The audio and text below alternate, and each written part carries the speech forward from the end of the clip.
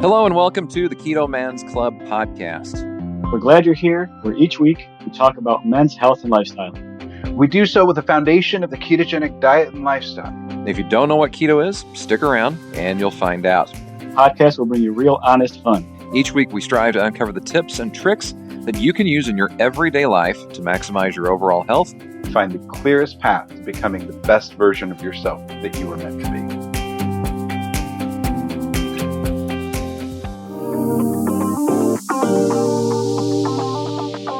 Eat meat, lift heavy, sleep, and repeat.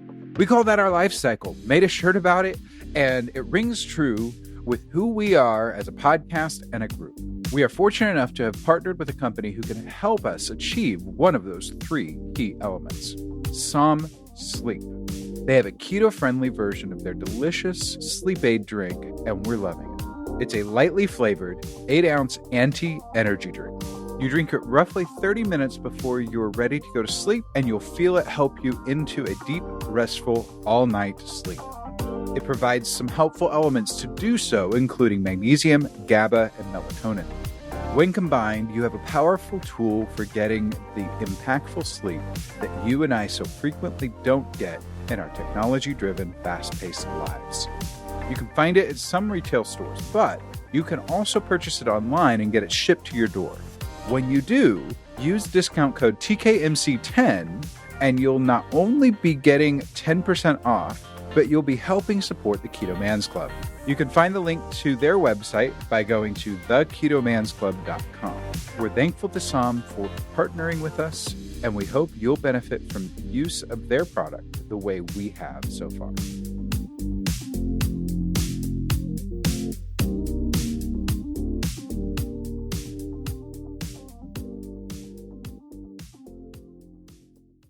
Hello and welcome to this week's episode of the Keto Man's Club podcast. My name is Chris, and well, I'm alone this week, mainly because I'm trying to get this episode turned around. Our good friend Colin Stuckert was kind enough to record with me, honestly, almost 2 months back, and I've just been really bogged down with life and work and everything else, and slowed down on my ability to take time to actually do editing on this podcast because, well, I've been working on all the other ones. So that being said, today I am putting it together. It's a great conversation and I wanted to just get it out in the world.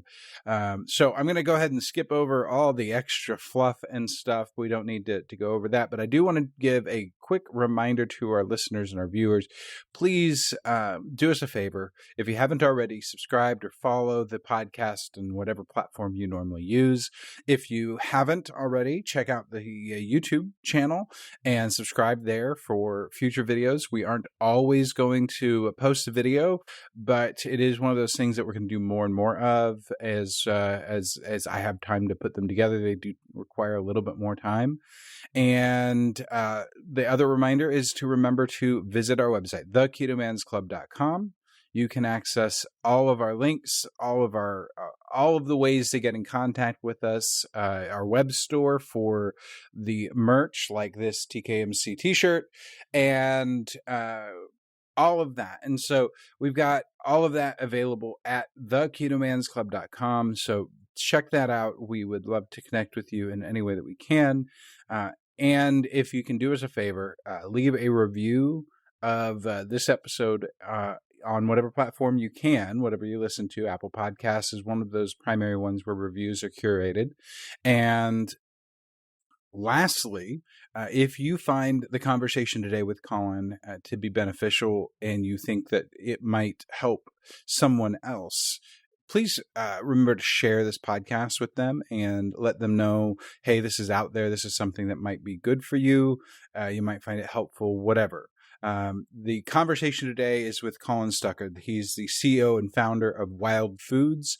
He has his own podcast, plural, and he's going to do a better job of introducing himself here in a minute, but he has a fantastic line of products that he's put out there that are designed around the absolute cleanest ingredients possible from the closest to their original source as possible.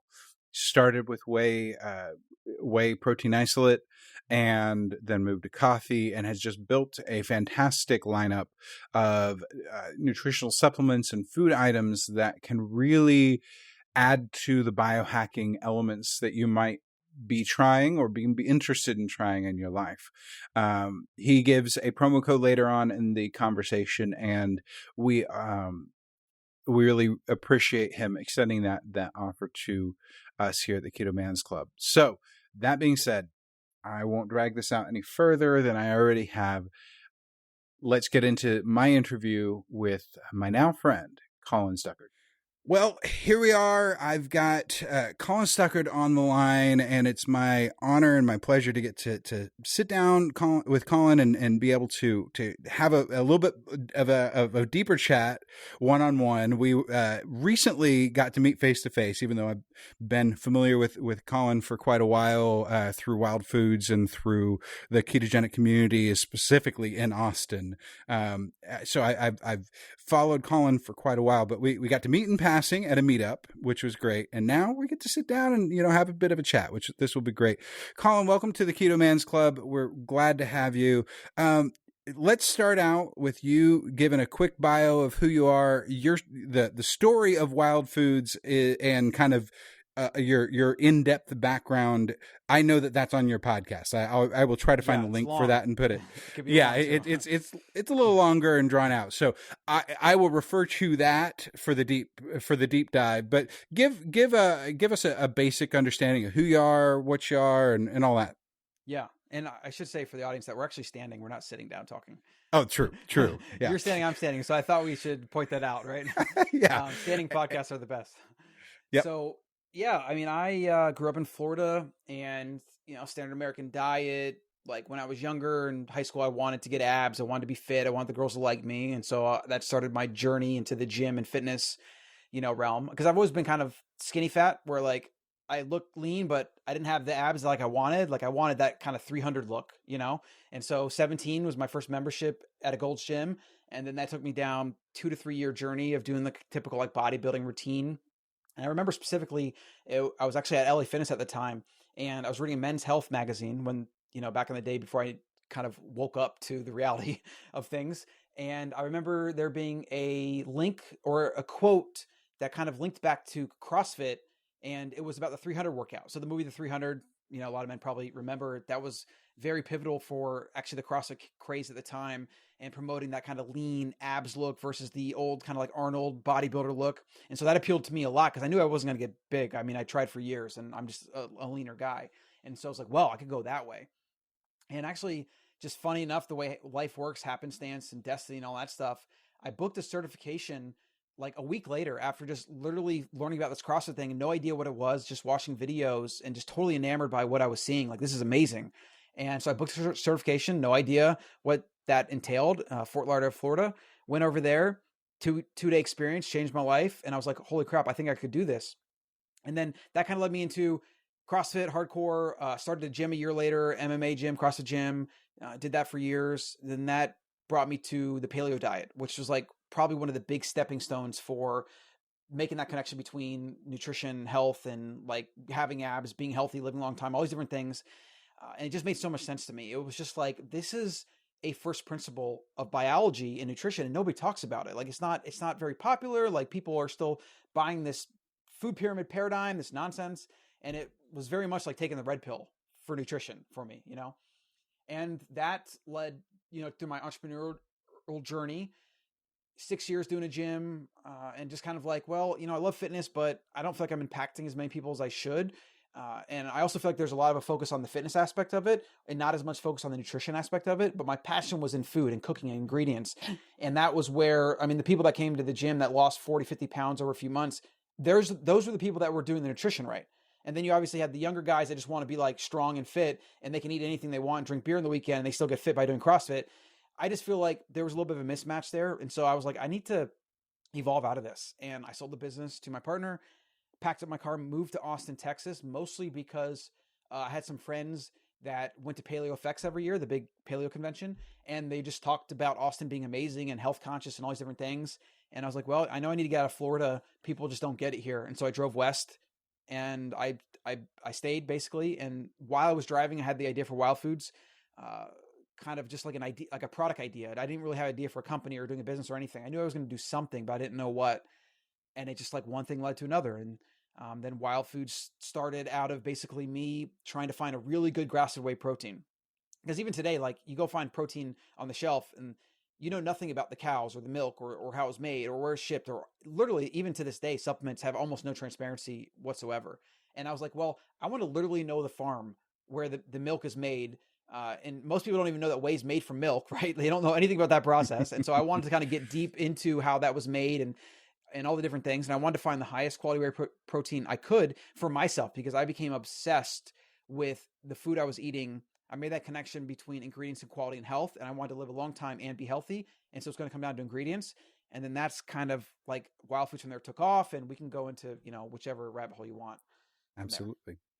Absolutely. So, just to give more light to the idea, to Wild Foods, the idea that and you started really small, like you bought matches and you started selling them on Amazon, right? Just like you were packaging them in your apartment and all that type of stuff, right? Yeah. 40 kilo or 20 kilogram bag, which is a 44-pound bag, this big white, like bakery bag, like they get at like industrial bakers, full of whey protein, shipped to my door in Austin, Texas, in my little apartment. I would take it in, I would cut it open, whey would go everywhere, and I would literally pack one bag at a time. And I started selling on Amazon. Amazon at the time was, obviously up and coming Wild West, and people bought it. And then I was like, whoa, this is interesting. And then I just kind of kept repeating that process. And then I started launching new products.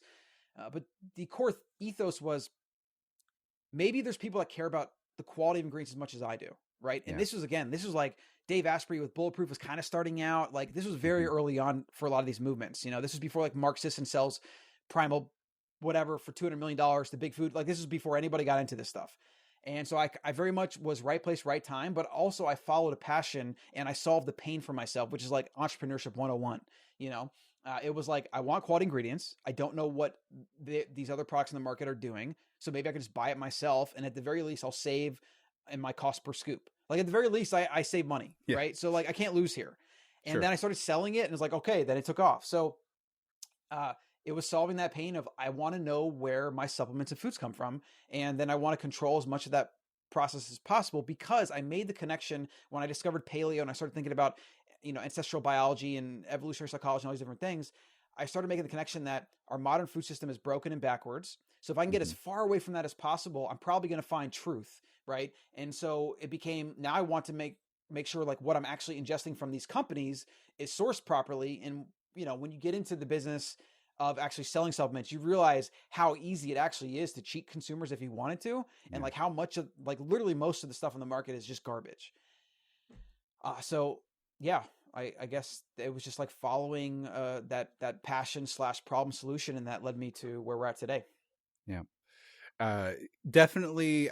Again, I'm going to link to where you go in depth with some of your early partners, that you that your early employees that you sat down with them and did a podcast where you talked about how everything got started. And it's really encouraging, inspiring, and challenging to be able to see you pick yourself up and like, we're going to do this, and you figure it out as you go. And being an entrepreneur, being of an entrepreneurial mind myself, I love that. And it gives me a little extra fuel in my tank whenever I see that other people are doing it. So I know I can do it too if I put the time into it and plant the right seeds and all of that.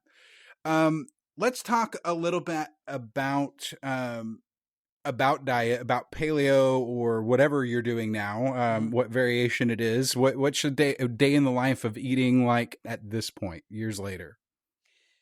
Yeah. So last year, 2020, I noticed that towards the end of 2019, we were actually moving out of Austin.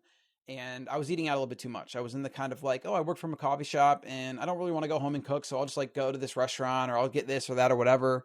And my waistline was showing, right? Like I was not as lean as I like to be.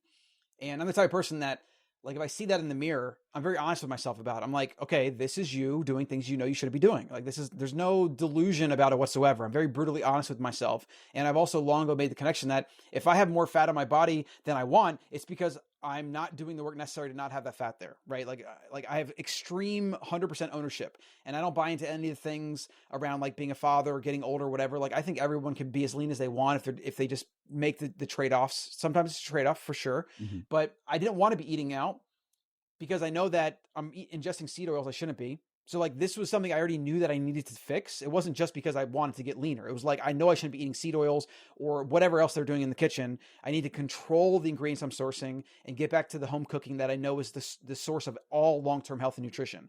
It's just an unfortunate reality. And I've told friends this too. I have friends that they like to think of themselves as healthy, but they very much rely on restaurant food. And I've told them like, you literally cannot long-term be a healthy human living on restaurant food. It's impossible to do. Yeah. Right. And it's just one of those things that I know how to do. So we moved out of the country, and then of course the lockdowns and all that stuff happened. So it definitely helped with that. And I decided to go full carnivore. Paul Saladino at the time was definitely promoting a little bit. We had him on the podcast. My other buddy, Logan Fusion Lean, he was doing it at the time. And I always thought like, the idea of a carnivore diet is like, that's kind of cool, but maybe it's like a whole 30. It's like an elimination temporary thing. And then, so I did it. And yeah, felt great, simplified everything, leaned up, did all those different things. And then I started thinking about how I want to reintroduce foods because I love food. I love cooking. I'm a foodie. I love, fruits and even sourdough bread every so often. I've definitely softened my stance on a lot of these foods, but that's also because the trade-off I've made is I'm eating most of these foods at home. And so again, this comes down to what are the trade-offs that you want to make in your diet? What goals are you trying to achieve? Because not everybody wants to be super lean. Some want to enjoy their food a little bit more. And I know that at times if I'm traveling and I put on a few pounds, I'm going to throw all that back when I get home because I know when I get home, I'm going to get back to my home cooked routine, right? So again, everything's a trade-off. And I've decided that I want to be a little bit more flexible with the foods that I'm eating and have a little bit more variety. And as long as I'm cooking it and eating at home versus at a restaurant, I have way more leeway in getting away with that, right? Like if I buy a local thing of sourdough bread from the Austin Farmers Market and I bring that home and I make my whatever I make with that versus if I just go to some restaurant and have their sourdough and have whatever else they have, it's almost night and day the difference. And you have way more leeway when you're cooking at home, and that's kind of the foundation of your program. So what I'm doing today is basically breaking my fast every day at usually 3 to 5 p.m. With a steak and maybe some other protein if it's there, or like maybe some other thing, but I usually make that meal myself. So I don't really cook anything else. I just have a steak and that's it.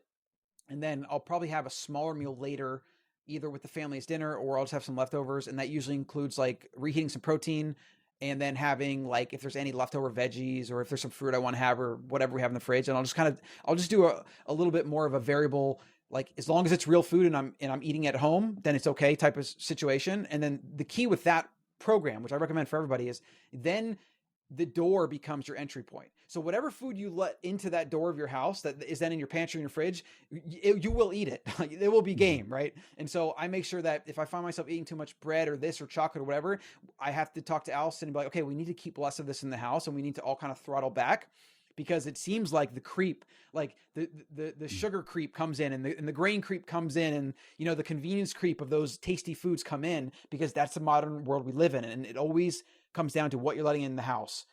So that's kind of my plan that I'm on right now. Sure. And that makes a lot of sense. And I will say, from hearing your story, seeing your story and everything else like that, you've probably not had any past of metabolic dysfunction or anything like that. So you have more leeway too on a biological standpoint because you've been relatively healthy throughout your life. Whereas somebody like me, I got up to 280 at 35. I was pre-diabetic, insulin resistant, all of that type of stuff. I don't have that same leeway. I pretty much have to stay keto really strict and then mainly carnivore the majority of the time, with cheating with keto type thing, where it's in order to really get dialed in and really know that I'm doing what's best for my body. And so each one of us has to find what works for us. But I think you're absolutely right. Controlling what you bring into the house and making it yourself or that type of thing goes so far. I know you're probably talking about a sourdough loaf from someplace like Easy Tiger, which is locally made, small batch, that they're using really high end ingredients in what they're doing. Yep. And so, yeah, and that's an Austin local brand, but yeah, you can get it, the markets, you can go to the Easy Tiger store, you can get it at Whole Foods or at Central Market. There are places where you can get these really high end ingredients or ingredient based items. Mm-hmm. So you have that level of control. You're not just taking the store brand, the mass produced stuff, loaf, mass produced stuff, right, that there was no love that went into it, which makes a big difference. Huge difference. Or you make it yourself, and then it's like, I have this idea that we could revolutionize nutrition in America if we could somehow create a brand around this one simple thing. You can eat it if you make it. Yep. Literally, if you bring it home and you make it from scratch, like if it's bread and it's got 3 ingredients, which I believe is water, flour, and like maybe salt or whatever. And if you made bread that way, you probably wouldn't be eating a ton of it because it's kind of labor intensive. Just like you wouldn't be making pasta from scratch every day with the pasta machine, but like maybe you have it once a month or whatever. I make tacos from scratch with organic blue corn masa, and they're amazing. But guess what? I don't end up having it every day. Like, it's just hard to make. It's labor intensive. So there's a little bit of a gap between wanting the thing and doing the work to get it. And that's like why if you bring it into your house, and especially if it's in a package and all you do is tear it open, you're going to eat it. Like there's just there's nothing to stop you from doing that. So yeah. Coming from a background of Christianity and believing the Bible, whenever I started thinking about paleo and ketogenic way of eating, what's clicked in my mind is 2,000 years ago, when you're talking about Jesus's time walking on the earth, what was he eating? Yes, there was bread. There was history of bread in the Old Testament back into the early prophets, but you hear that it was made with oil and flour that was hand ground. It was precious. It was a miracle when Elisha was provided day after day after day using the same amount of oil and the same amount of thing with bread from the widow. Like it was miraculous, and it was rare that they would have that on a regular basis because just like you're saying, it was labor intensive. So no wonder obesity is becoming such a big deal, because we have these ingredients that are prolific and available at the drop of a dime. We have it set up now after a year and a half of stay at home, don't leave, that we're hey, I want something.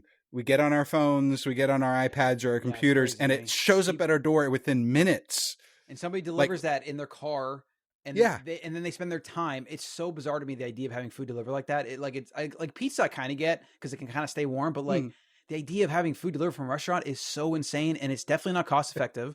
Probably doesn't save you a whole lot of time at the end of the day, right? Like it's just so insane that's like the standard in our food right now.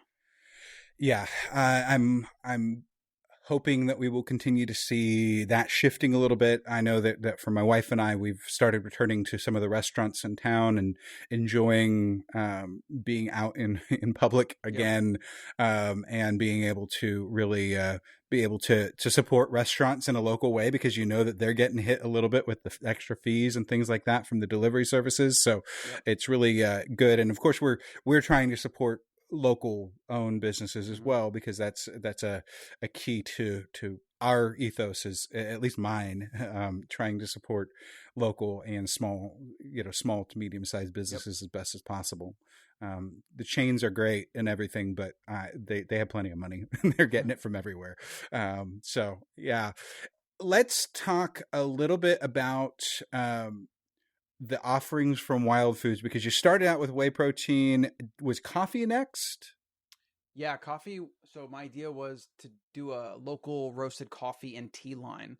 And I found a roaster here in Austin. They're fixture, like 25 years they've been here, and they still every morning roast in small batches, very, very high quality, organic, fair trade, all the good stuff. And it was obviously delicious. And so I was like, okay, well, I want to partner with these guys. And that was that brought like 8 SKUs to the line. and definitely helped round out the kind of brand so that you can have like your coffee, you can have your whey protein. And then of course, like bulletproof coffee is popular at the time. Now it's more like a keto coffee, right? And then coincides with fasting and intermittent fasting and all these ideas that I was in my life I was doing and seeing tremendous benefit from. And I wanted to bring that to customers and build more of a brand around the idea that you should care about where your ingredients come from. You should get in the kitchen. You should control every thing that you put in your body, like the salt, the spice, the this, the oil, the that. And that is, I mean, it's the only real way you can control over the course of your life, like the results you get from your nutrition. Because if you're trusting a corporation or, you know, restaurants every day, like you're not controlling what's going on there. And there's so much variability that's happening. And you are most likely ingesting things you shouldn't be on a regular basis. And like, I love restaurants too. And we eat out, you know, maybe once a week or whatever, but I treat it as exactly that. It's a treat. It's just it's like fun thing to do because I enjoy food and like sushi. I love sushi, so I'll do that. But almost everything else at this point now, which is what I'm grateful for 2024, is I've really broken the desire to even want to eat out as much. And if I do go somewhere, like if they have just steak, like, okay, that's great. Or like if I go to Chipotle in a bind, I'll have like just steak and pico or something simple, right? Like there's definitely ways to do this. I'm not saying all restaurant food is going to kill you, but restaurant food over the course of your life is probably going to kill you actually. So you really got to find the dose and find out what works for you and balance always, like obviously cost, convenience, health, balance all those different things. Yeah. I have a friend who was going to Five Guys almost every day well, and they're great. They're great in a pinch whenever when you need it. They'll give, you know, it's easy to get extra patties and they'll add extra ingredients, no charge, and all of this type of stuff. It's really easy to get a burger bowl at Five Guys. Like it's on the menu. It's just like a couple options. It's not that it's really convenient. But the problem was he hit a stall and he could not break it. We're talking about an over 400-pound man who was trying his hardest, eating at a caloric deficit, all of these different things, just because he's that big. Like he wasn't eating that much food. It wasn't even that he was working out. He was that big and he needed that much food, but he was eating these items. He removed that, started cooking things himself. Over the last, at this point, 6 to 7 months, has been doing a strategic cut using a carnivore method, doing 99% carnivore, cutting out the sweeteners and all the extra stuff that he had been allowing. He's constantly losing weight. He's constantly getting more healthy. His doctors are reporting good things. His inflammation is down even further, even though he was keto already. Just dialing things in. So those seed oils, the things that they put in the burger patties, the things that they use on the griddle to cook the burger, those things add up with time. Yes. And so you again, every now and again, it's absolutely great. I love me some Five Guys myself, but it is one of those things, if you're doing it all the time, it can absolutely cause issues. So in the lineup of what Wild Foods has, you have a little bit of everything. I'm looking at the website right now to make sure that I don't miss anything important. I've done your fish oil pills. I've used your wild collagen peptides. I've had Cocotropic whenever I've been into the cafe. I've done the cocoa butter. Let's see, the mushrooms. I've done the mix with everything in it. Let's see, I forget which one it was, but basically you've got all sorts of different mushroom, like reishi and shiga, and all sorts of great like nootropic items that are available.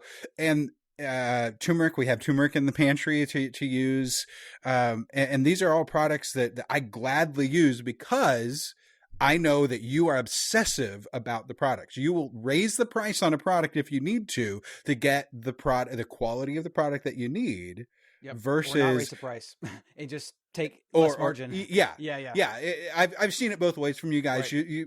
The pricing is fair for what we're getting. So by all means, that is one of those things. You know, those things you as a business owner have to weigh those things out. But as being obsessed about the quality of the product is absolutely so encouraging to me to make sure that I'm using these things that are good for us, that are actually good. And you have salt, you've got different vitamins, K2 and D3. I think the next time that I'm due up to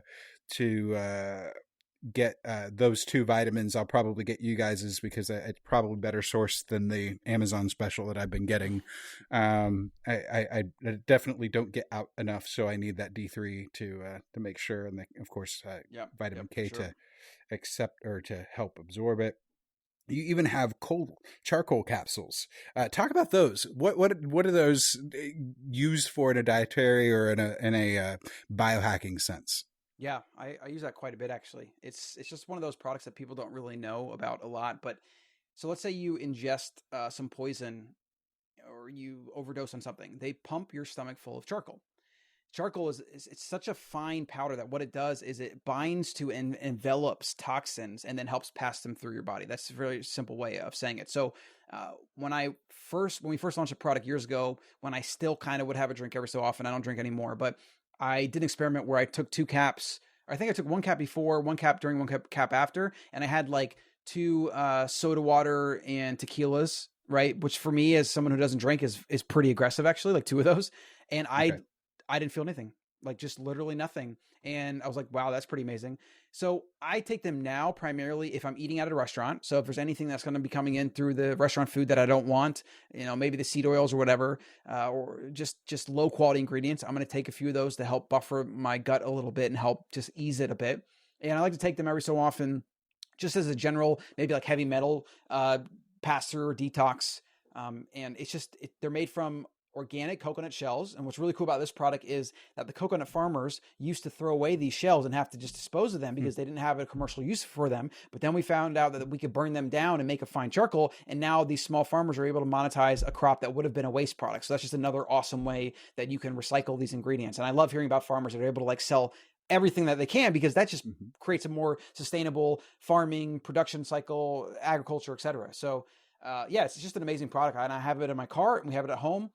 And you can also open the caps and you could put it in water if you don't want to take the caps. You can actually brush your teeth with charcoal. It's a whitening agent. So it's just an amazing thing. I mean, coconut itself is an amazing like gift of nature, right? It's just one more example of that. Yeah, absolutely. It's where we get MCT oil from, and it's great for cooking and everything else, especially in the ketogenic world. That's really cool. It's a whole. It's nose to tail, only it's not. It's not an animal. Exactly.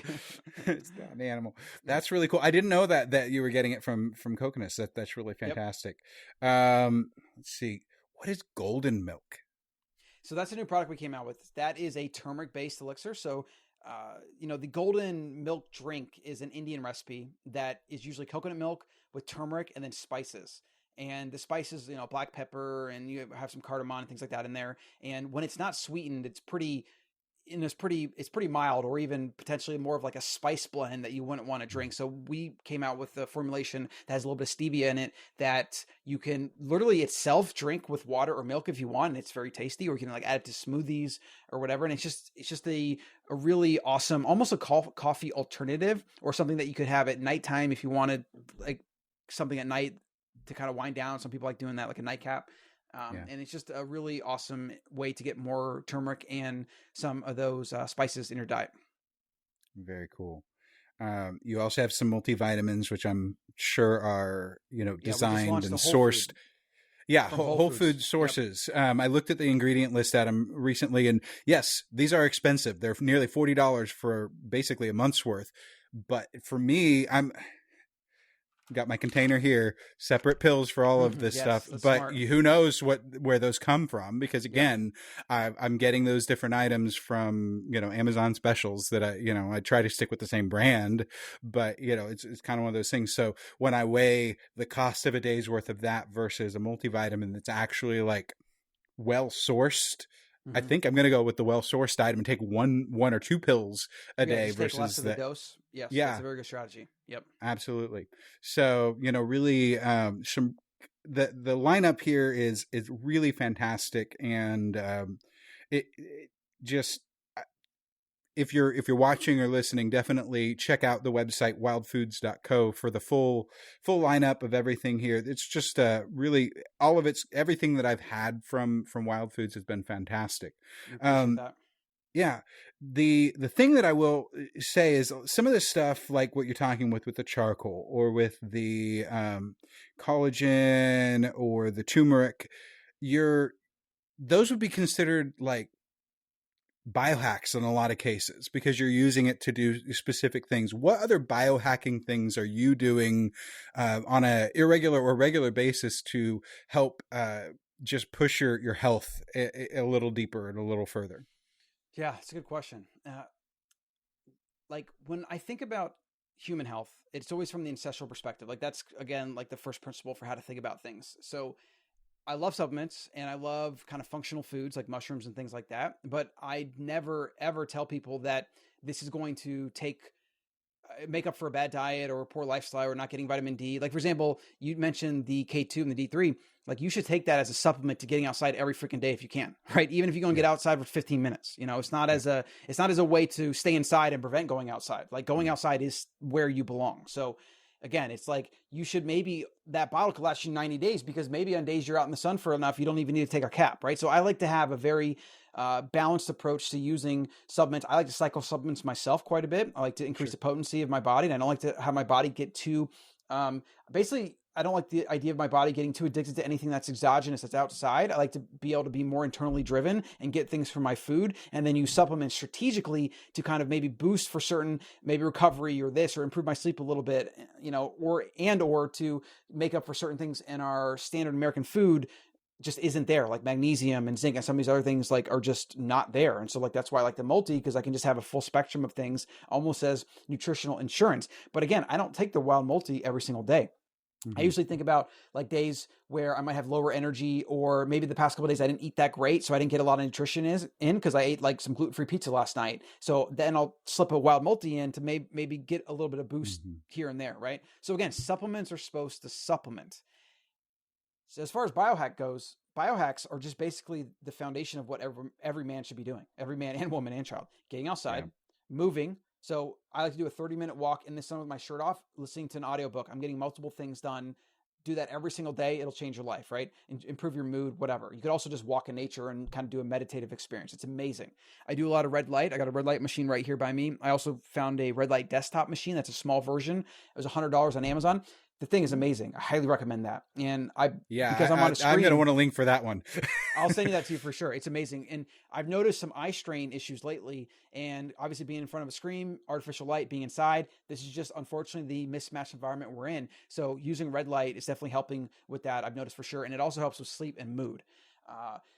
As far as those things, like hacks are just, again, until you're super lean, competing at the Olympic level, I don't even know if people really need hacks. They just need a foundational approach to everything. You need a holistic approach that kind of checks all the boxes, or at least as much of them as much as possible, right? And so what I like to think about with my wild routine, whether I'm doing coffee one day or whether I'm doing cocotropic instead, or whether I'm doing the multi, I'm adding those in strategically, and I'm trying to use those as kind of pillars for connecting my lifestyle. Like, so making sure that I'm at home to eat my meal, so then I can then take my fish oil with my meal. And then maybe with a meal when I have fish, I don't actually have fish oil. Like if I'm eating salmon, I'm not going to have fish oil at the same time, right? So I'm always trying to spread these things out and just kind of manage cost, but also just like manage holistic naturalness, right? Because again, like we are bringing things outside of our body inside, which is, in a way, it is unnatural. Now, like there's a time and place for that. And I just don't like to being too reliant on anything that's outside my biology. I like to say Mother Nature knows best. My biology knows best. So if I keep treating it and listening to it and paying attention, the other stuff kind of figures itself out. And yeah, it's amazing what you can do when you just get in touch with your nature and let your body take over. Absolutely. I 100% agree. I think that we have to rid ourselves of all the toxins, all the things that we've added to our bodies to distract us and cause issues. But once we do, and we eliminate all of that, like you did with the carnivore, and what I've done with carnivore, taking everything out of it. And like the only thing that I included when I was doing the carnivore cut was just to make sure that I had enough protein that I was getting in for my day. I did have some whey protein, but I made sure that it was as few ingredients as possible. It wasn't like all souped up with a whole lot of artificial and junk in it. It was good stuff. In fact, I'm pretty sure that I've had wild whey as a part of one ingredient of that. It's one ingredient. One ingredient. Grass-fed whey protein. Yeah. So, it's one of those things that, that was the only thing that I was letting in, was just a very few, very controlled ingredients other than animal protein and fat. And that helps us hear what our body is saying and let our body do what it needs to do. We get out, it sets us aside and gets out of our own way in that regard. So absolutely. I agree with all of that. And I think the red light thing is absolutely important. These lenses that I've got on, they are blue light filtering. They're also transition lenses, so that as soon as I step outside, they start to darken down, so my eyes aren't getting completely overblown by midday sun, which in Austin, Texas, when it's not cloudy like it has been for the last month, it can get pretty oppressive sometimes. And then you can see in my office, I've got the blue and the red lights behind me. I've got full control of all the lighting in this room to the point where I can tell my Google device or use the app to control and set those exactly to the brightness that I want, so that I can lower the brightness of my displays. I can lower, and I can put things in night mode, so that, in the last half of my day, whenever I'm working until 10:30 p.m. staring at my screens, I can actually, still not completely throw off my circadian rhythm, even though it's completely off, and things like that. So doing little things like red light exposure. And again, that desktop unit, $100, that's so cheap in comparison to the red light units that are several $1,000s for the same size. It's pretty, I'm glad that those devices are becoming more prolific and more accessible. More competition. Yep. That's the beauty of capitalism that most people don't realize, is like it brings more products to more people for less money. That's what a deflationary environment is. That's what capitalism does best. Yep, absolutely. Okay, well, let's start winding down. You've been very generous with your time, and I want to make sure that we respect that as best as we can. Any other things that we need to talk about that I haven't brought up? What are some of the most common questions you get from men? Maybe a couple. Well, and answer. Yeah, I think in this case, a general question that we try to answer regularly, because it gets asked in one form or another regularly, is, how do I achieve real health? What can I do as a man to get to my healthiest state? We've got 4,500 people in our 2 Facebook groups that, between, everything from beginners to multi-year veterans of the ketogenic diet. And, we're all trying to see what are those key things that we need to do, because there's a lot of things that we can do. We know that we can, but what do we need to do? Yeah. So first principles approach. Again, this gets back to the ancestral perspective and understanding just humans and human nature. Okay. So I keep it very simple. I just kind of go through the list. That the thing is, though, you tell somebody this list, and a lot of the things that they already know. And so maybe they don't take it as serious as they should. Okay.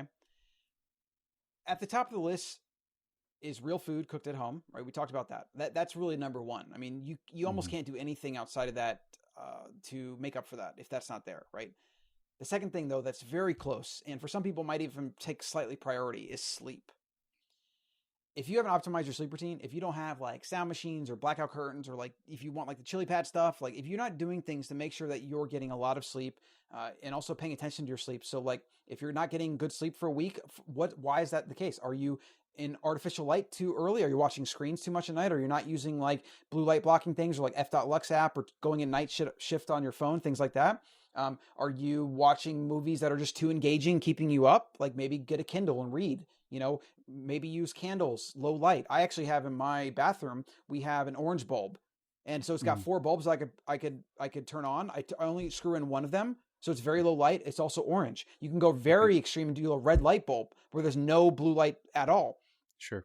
Sleep is so freaking important. So really it's sleep and food are the foundation, but there are a couple other things. And as we record this in 2021, we actually have an epidemic of this. It's a loneliness epidemic. It's a lack of connection. It's us trying to substitute connection through a device or a screen or through texting, even worse. And then like pretending that we have relationships with people, even though we see them once a year, twice a year. We don't, or it's awkward to call them on the phone or like any of these crazy side effects of this phone-based, screen-based, hyper-connected world. Like we have all of these unintended consequences that are having real negative effects on our health, and especially young children and adolescents and teenagers with suicides on the rise. Obviously childhood obesity is on the rise, but like this is a very big thing. And I would probably say it's probably the third pillar that you don't hear people talk about a lot because it's hard to like offer actionable advice. Like I would say, just prioritize getting in person with people and connecting with them and hugging them and touching them and having conversations with them and laughing with them and sometimes arguing with them and just like get that human experience back and avoid substituting screens and games and Netflix and porn and all these other things for that, because for some people, it could be like the very thing that's holding them back. Also, their weight loss efforts, like stress and anxiety and all these things, it's a huge, huge block for actually burning off fat in your frame. Like your body, when it's out of whack mentally, it will be out of whack physically too. You really have to have a symbiotic relationship between body and mind. And you improve one, you improve the other. Like everything's connected. So I would just say like, find some meetups, find some community, like do something, like volunteer, like do something you can, whether you have a big family, small family, or whether your family's a pain in the ass, it doesn't matter. You need to take what you can that's best. And then maybe if you do have the pain in the ass family, maybe get into stoicism and like learn how to actually accept people and become a little less judgmental, a little less just, idealistic. I see that a lot in people. They think people have to be perfect for them to spend time with them. And like, if that's your perspective on people, you're not going to have any friends or family, like, because nobody's perfect. We're all flawed. Right. So I would definitely say sleep, food, and community are if you're lacking in any one of those areas, no supplement, no hack, no this, no that, literally none of that matters. Get the foundation down and then you build everything on top of that. That's your foundation. I think those are wise words. I think that's a great way to look at it and get started. How can people connect with you online? What other links do we need to know about? My main website, my blog is colin.coach. That's 1L, colin.coach. And then you can obviously find Wild Foods, wildfoods.co. And I do have a special code. If you use the code WILDCEO, you'll get 12% off. And that code is good for life. You can use it every order. I'm on YouTube, Twitter, Instagram. Like if you just go to my website, you'll find the different places. And then definitely check out the Better Human podcast, which you can also get there. And also I'm launching a podcast for men very soon, the Better Man podcast. So you can actually get on that list over at morebettermen.com.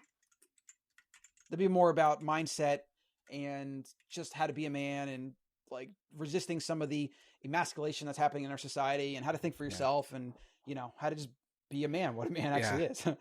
Absolutely. I know you had strong opinions about all of that, but I also knew that would be an hour-long podcast by itself, or 2 hours, yes, or further. Yeah, exactly. So I figured, might as well kind of skirt that side of things for now. Definitely, that will be an awesome resource whenever you finally get that out into the wild. Really. Into the wild. Yep, there you go. It's a good word. It's a good name. Yep. So thank you so much for taking the time to hang out with me and talk a bit. I think this will be an immense value to our listeners and viewers, and we will definitely be in contact again. Who knows? We might have to have you. I have an idea for doing a panel at some point. Yeah, let's do that. Anything. Listen, I love this stuff. Let's just do it. Yep. Anytime. Absolutely. Yep. Absolutely. Okay, Colin, thank you so much for hanging out with me. Have a wonderful rest of your day. You too. Thanks.